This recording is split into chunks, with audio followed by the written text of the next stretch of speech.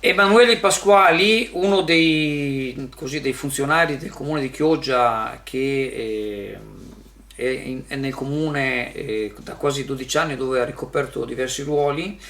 E lui tra l'altro, io credo che sia all'interno del comune di Chioggia, dell'amministrazione, è sicuramente molto conosciuto, ma anche così, diciamo, per gli addetti ai lavori è una persona che si sa quanto ha lavorato per il nostro comune in questi 12 anni. Lui è originario di Cavarze, in realtà è residente della frazione di Boscochiaro. Ci siamo sentiti anche qualche giorno fa, purtroppo con quella bomba d'acqua che ha portato 50 centimetri di acqua in tutto il territorio del Cavarzerano, ma in particolare a Boscochiaro.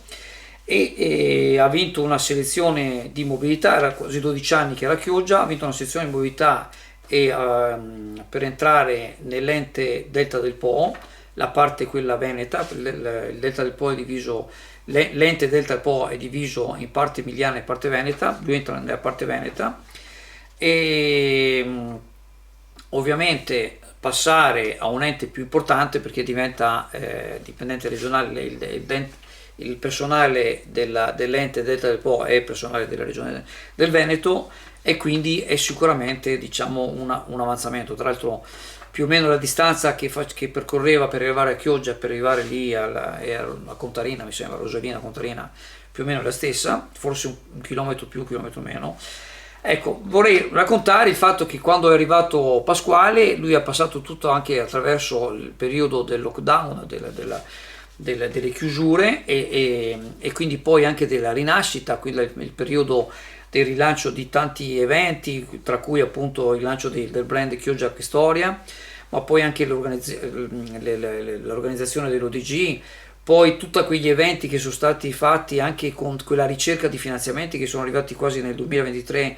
Sono stati intercettati 700.000 euro, e con quali sono stati fatti tutta una serie di, tra i fuochi d'artificio, i concerti in laguna, tutta una serie di cose, i rapporti poi con tutti i vari operatori locali, con i consorzi turistici, insomma tutto il rilancio, anche quella manifestazione, quella famosa dei Sette Mari, che poi si è fermata. Quindi 12 anni, ha ricoperto incarichi in tanti uffici. Allora, premesso che diventare dipendente regionale di un certo livello, tra l'altro la selezione che ha passato, c'erano 10 persone che volevano entrare, e lui ha passato i 10. La figura che cercavano era proprio una persona che aveva una certa competenza anche per quanto riguarda la gestione dell'ufficio turistico. Ecco, c'è da dire che negli ultimi anni, in particolare durante questa amministrazione Armelao, l'Emanuele Pasquale è stato cambiato tante volte di uffici, tante volte, ecco, e questa cosa gli ha un po', diciamo, interrotto il suo, diciamo, percorso professionale.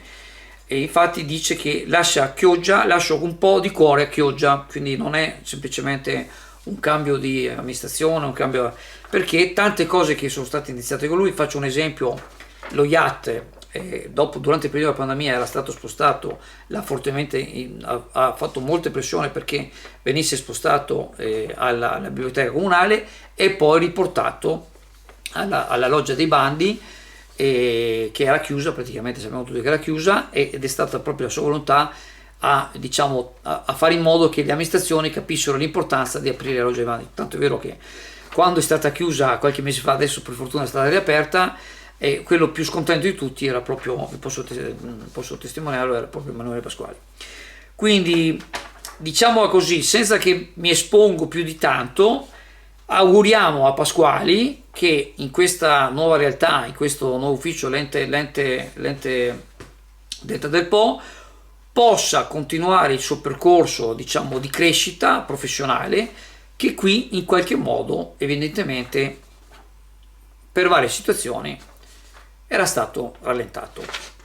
Mettiamola così, va bene?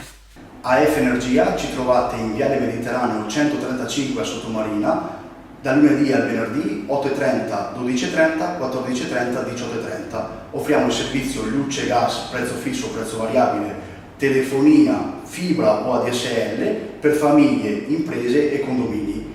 Qui da noi potete effettuare anche il pagamento delle vostre bollette a una commissione ridotta di 1,30 euro.